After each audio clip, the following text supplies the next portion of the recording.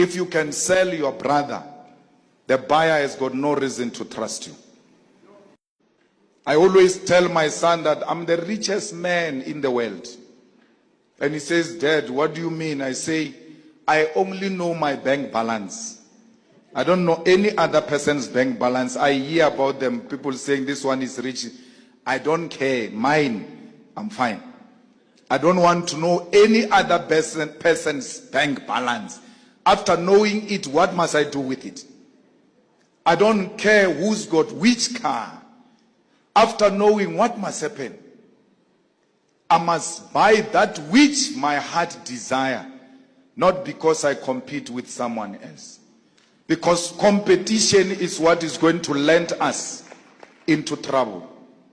Pace, move at your own pace, do not compete, be a trendsetter. When you do that, you have no pressure.